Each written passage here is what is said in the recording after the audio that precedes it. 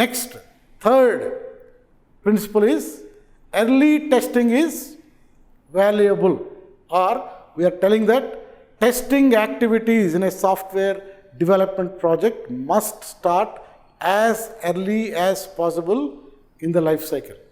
If you start early, you can prevent errors to occur. If you prevent errors to occur, the later phase defects can be reduced and more effective testing can be done. And when you get early involvement into the software development life cycle, you can perform a lot of static testing, meaning testing without executing code, or testing even much before the code comes to you. And that's a very powerful testing technique, so you can prevent a lot of defects. So testing activities should start as early as possible in the software development life cycle, and if you do that, there are a lot of benefits. What are the various benefits? If you do proper requirement review or proper static testing on the requirement documents, you can find requirement defects during requirement phase. So it will not leak to design. If you do a proper design review during the design process, the design errors will not creep into your coding phase. So faults can be prevented, and that is huge advantage. And also the cost of finding and fixing a defect early in the life cycle is far more cheaper than later in the life cycle. If there is a defect in a requirement document, to find it and fix it during requirements, if it costs you $1, the same defect, if it is found during coding phase, you have to spend $100 to find as well as fix it. And if that defect, requirement defect, actually creeps into deployment, where your customers are experiencing that problem, then it will be much more. It will be 1,000 times more than what you have to spend during requirement. So cost of finding and fixing defects, if you find them early, you can more cheaply do that, or more economically you can solve that problem. That is one issue. Another issue is that one requirement defect, if it is not found and fixed during requirement phase, it may lead to 10 design defects in the latter phase. If these 10 design defects are not found and fixed during your design phase, they may lead to 100 coding defects. So fault multiplication happens as we move from requirements to deployment. So by getting involved early in the life cycle and do testing, we can also avoid what we call the fault multiplication. That's why early testing is valuable. So you have to imbibe it, internalize it as a very important principle. When you work in testing projects, argue with your managers and suggest them that let us do testing early. Let me demonstrate you using a simple case study. This is picked up from a software magazine. So there is a project team which published this report in a software magazine. So they have done a project. They have divided this project into 2 phases. So there is a phase 1 of the project, followed by there is a phase 2 of the project.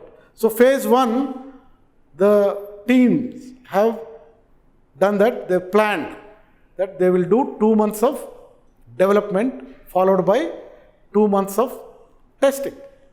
Then actually when they did the project, what happened?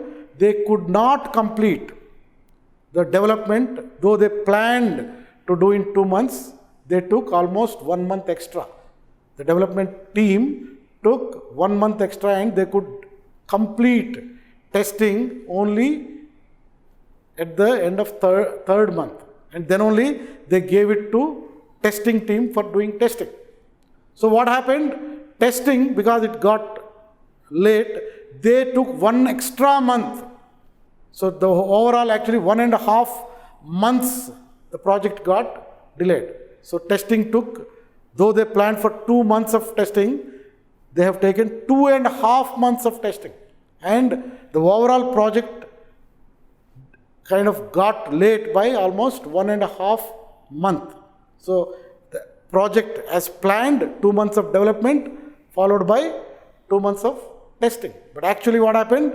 It took 3 months to develop and almost another 2.5 months to test, and the project got delayed. Now let us look at what happened to the quality once the project is delivered to the customer. The testing team, during their testing, for whatever 2.5 months testing, they found 150 faults and got them fixed and gave it to the customer. And customer started using this software. And the first 1 month of this software usage, customer has found 50 faults. And whenever such situation happens, customers are not happy. That is what happened during the phase 1 of the project. Then these people have had a hard look. What happened? Why did it happen? Why our plan didn't work? Why customer is unhappy?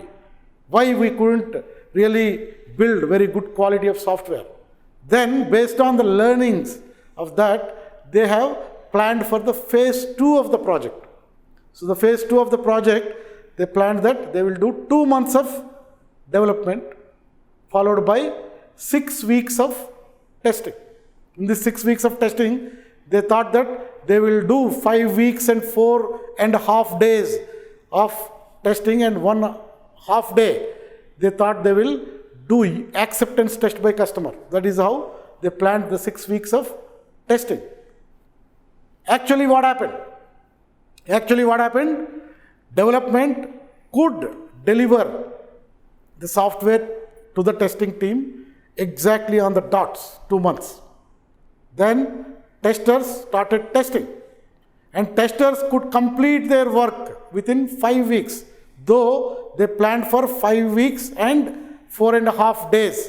They have actually half day they gave for actually acceptance test by customer. But in reality what happened? They could complete within 5 weeks. Though they planned only half day for acceptance testing, they could give full week time for the customer to perform acceptance testing. So the project, the actual execution went very, very smoothly, both development and testing. Now let us look at what happened once it is delivered to the customer with respect to quality. The testing team, during their 5 weeks of testing, they found 50 faults and got them fixed by development team and then delivered to the customer. And customer started using for a month. And what happened? They found 0 faults. So customers are very, very happy. So what happened? What is the difference that happened between the phase 1 and phase 2? So phase 1, you are seeing the picture there. Then phase 2. What is the difference? Can you notice the difference? What happened? So exactly what happened, if you look at the red cylinder on your screen, in the phase 1, the testing started after the code has been done. So that is why testing did not happen early in the life cycle. Whereas in phase 2, what happened? At the time of development itself, the testing teams got involved. Maybe they have performed a lot of static testing. They have found out a lot of requirement flaws during requirement phase, design flaws during design, coding flaws during coding. That's why everything went very smoothly. Fault multiplication did not take place. Because of that, a lot of benefits have come. So that is why, as test engineers, please keep in your mind that early testing is very valuable. Reviews by testers during requirement phase, they will identify missing and ambiguous requirements so that they will kind of, the next phases, the design phase and programming errors can be minimized. And if you participate during high-level design, you can talk about design issues much earlier and you can reduce the downstream problems in the coding. Similarly, in the low-level design time. So early testing is valuable. So we have talked about 3 principles so far. What are those? testing can talk about presence of defects only, or in other words, testing cannot talk about absence of defects. Then we talked about exhaustive testing is impractical and at times impossible. And the third one, what we have talked just now, early testing is valuable. So as a professional tester, whenever you are engaged in projects, you work with your project managers, your development teams, and encourage them to let test teams participate early in the life cycle. They can give huge advantage to the quality of the software that is being delivered. So with these three testing principles, let us spend some time and check our understanding. Okay, so I have three statements on the left of your screen, and on the right of your screen I have positioned randomly the three principles that we have learned so far. So you have to match the right principle with the right situation. The first situation is talking that a new customer resource management CRM screen has 21 input fields, each having 3 to 10 possible values.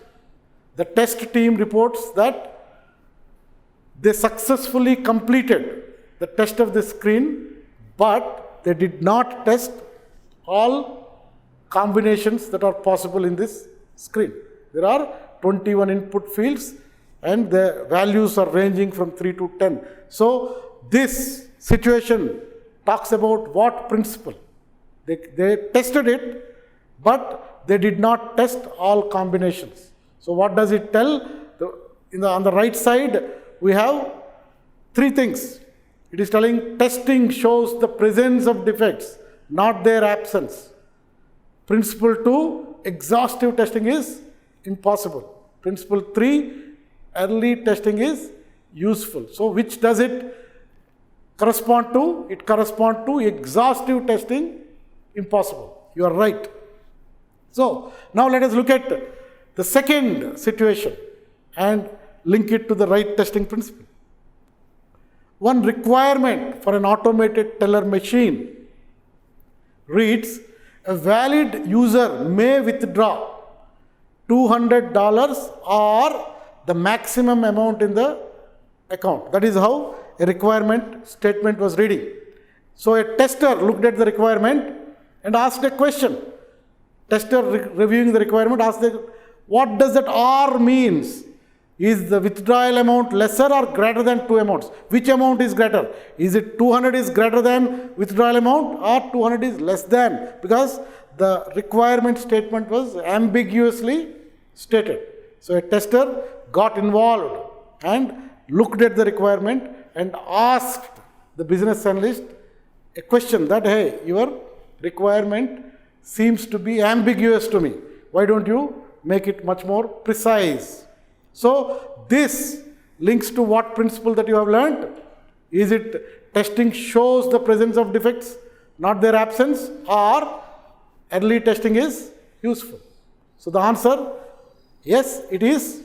Early testing is useful because tester got involved during requirement phase and that really resulted in a requirement defect not to leak to the next phase, and that is why we told early testing is valuable and very, very useful. Anyway, the third situation in this question is a company's product demo video available for download on the company's website after successful system test. So a feature of the video download has been tested properly and launched.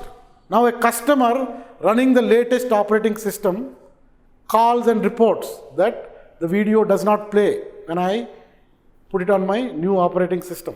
So it has been system tested and it has been delivered to the customer, but one customer calls back and tells, hey, it doesn't work on my system when I launched my new operating system. So what does it correspond to? It corresponds to testing shows the presence of defects, not their absence. Maybe system test was conducted with variety of combinations of operating systems and browsers, but they haven't tested with the operating system that the customer is using at this moment. So that is why, because we cannot do exhaustive testing, so that is why we can only talk about presence of defects. We cannot talk about absence of defects. And thank you very much for your attention. Learn and have fun. Thank you.